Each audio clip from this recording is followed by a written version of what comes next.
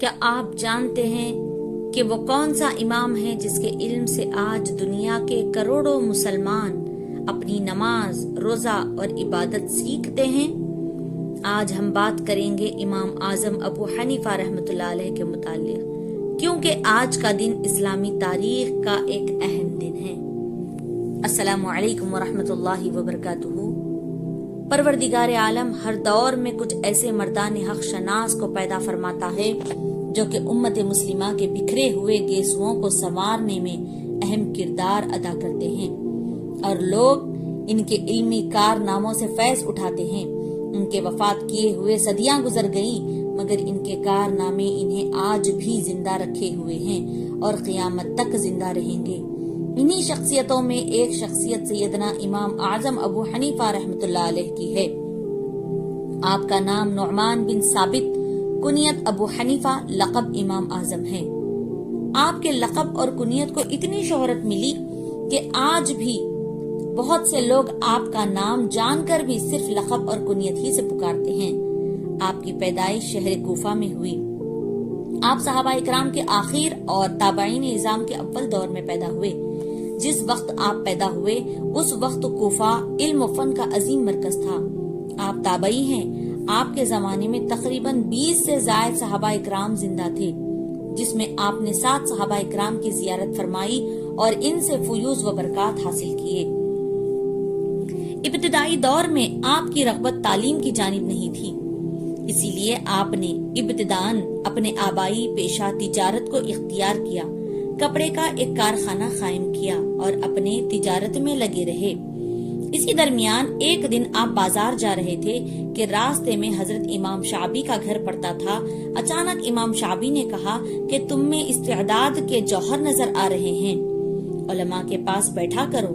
امام شعبی کی یہ نصیحت امام اعظم کے دل میں گھر کر گئی اور پھر پوری توجہ کے ساتھ حصول علم میں لگ گئے۔ آپ ابتدا میں علم کلام کے حصول میں لگے تھے اور آپ کی پوری توجہ اسی پر ٹکی ہوئی تھی۔ آپ علم کلام حاصل کرتے رہے۔ اسی اثنا میں ایک عورت آپ کے پاس آئی اور آپ سے پوچھا کہ سنت کے طریقے پر طلاق دینے کی کیا صورت ہے؟ آپ اس کو نہ بتا سکے۔ آپ نے مشورہ دیا کہ جا کر حماد سے پوچھو اور وہاں جو جواب دیں مجھے بتا دو۔ چنانچہ وہ عورت تھوڑی دیر میں واپس آئی اور حضرت حماد کا جواب آپ کو بتا دیا۔ حضرت امام اعظم رحمۃ اللہ علیہ فرماتے ہیں کہ اس پر مجھے بہت غیرت آئی اور میں اٹھا اور حضرت حماد کے یہاں حاضر ہوا اور ان سے علم فقہ حاصل کیا، کیونکہ فقہ کی ضرورت ہر عام و خاص کو ہوتی ہے۔ اس لیے آپ پوری توجہ علم فقہ کی جانب لگائی اور علم فقہ حاصل کرتے رہے۔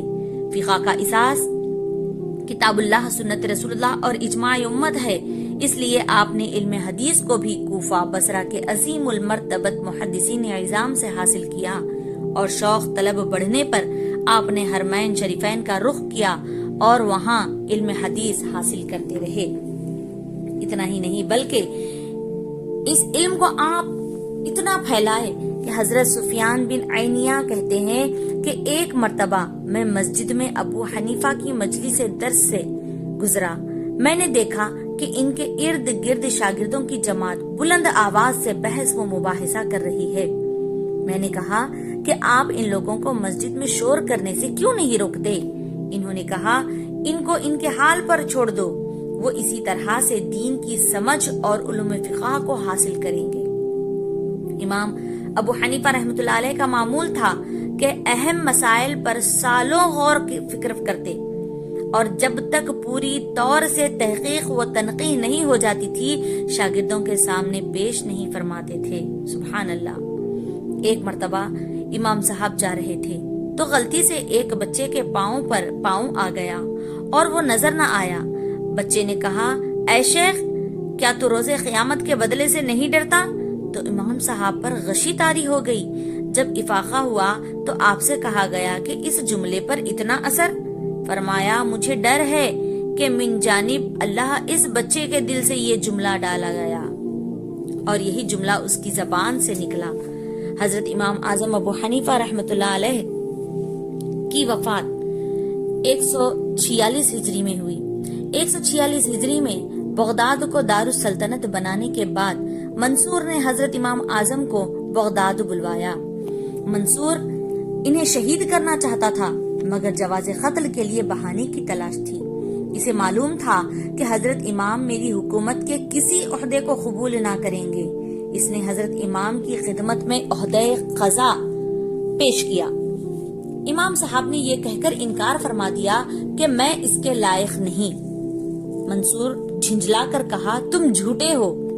امام صاحب نے فرمایا کہ اگر میں سچا ہوں تو ثابت کہ میں عہدے قضا کے لائق نہیں، جھوٹا ہوں تو بھی عہدے قضا کے لائق نہیں، اس لیے کہ جھوٹے کو قاضی بنانا جائز نہیں۔ اس پر بھی نہ مانا اور قسم کھا کر کہا، تم کو قبول کرنا پڑے گا۔ امام صاحب نے بھی قسم کھائی کہ ہرگز قبول نہیں کروں گا۔ ربیعہ نے غصے سے کہا، ابو حنیفہ تم امیر المومنین کے مقابلے میں قسم کھاتے ہو؟ امام صاحب نے فرمایا، ہاں، یہ اس لیے کہ امیر المومنین کو قسم کا کفارہ ادا کرنا بنسبت میرے زیادہ آسان ہے۔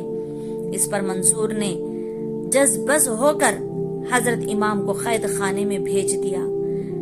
اس مدت میں منصور حضرت امام کو بلا کر اکثر علمی مذاکرات کراتا رہتا تھا۔ منصور نے حضرت امام کو قید تو کر دیا مگر وہ ان کی طرف سے مطمئن ہرگز نہ تھا۔ بغداد چونکہ دارالسلطنت تھا، اس لیے تمام دنیائے اسلام کے علماء، فقہا، امراء، تجار، عوام، خواص بغداد آتے جاتے تھے۔ حضرت امام کا غلغلہ پوری دنیا کے گھر گھر پہنچ چکا تھا۔ قید نے ان کی عظمت و اثر کو بجائے کم کرنے کے اور زیادہ بڑھا دیا۔ جیل خانے ہی میں لوگ جاتے اور ان سے فیض حاصل کرتے۔ حضرت امام محمد آخر وقت تک قید خانے میں تعلیم حاصل کرتے رہے۔ منصور نے جب دیکھا کہ یوں کام نہیں بنا تو خفیہ زہر دلوا دیا۔ جب حضرت امام کو زہر کا اثر محسوس ہوا تو خالق بے نیاز کی بارگاہ میں سجدہ کیا۔ سجدے ہی کی حالت میں روح پرواز کر گئی۔ انا للہ و انا الیہ راجعون۔ جتنی ہو قضا ایک ہی سجدے میں ادا ہو۔ وصال کی خبر بجلی کی طرح پورے بغداد میں پھیل گئی۔ جو سنتا بھاگا ہوا چلا آتا۔ قاضی بغداد عمارہ بن حسن نے غسل دیا۔ غسل دیتے جاتے اور یہ کہتے جاتے تھے، واللہ تم سب سے بڑے فقیہ، سب سے بڑے عابد، سب سے بڑے زاہد تھے۔ تم میں تمام خوبیاں جمع تھی۔ تم نے اپنے جانشینوں کو مایوس کر دیا ہے کہ وہ تمہارے مرتبے کو پہنچ سکیں۔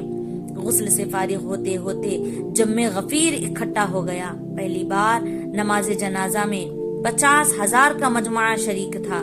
اس پر بھی آنے والوں کا تانبا بڑھتا ہوا ہی نظر آیا۔ 6 بار نماز جنازہ ہوئی۔ آخر میں حضرت امام صاحب کے صاحبزادے حضرت حماد نے نماز جنازہ پڑھائی۔ عصر کے قریب دفن کیا گیا۔ اللہ تعالی ہمیں امام اعظم ابو حنیفہ رحمۃ اللہ علیہ کے علم تقوی اور سچائی پر چلنے کی توفیق عطا فرمائیں۔ آمین ثم آمین۔ اگر ویڈیو سے آپ تمام کو فائدہ ہوا ہو تو اس ویڈیو کو آگے ضرور پہنچائیں۔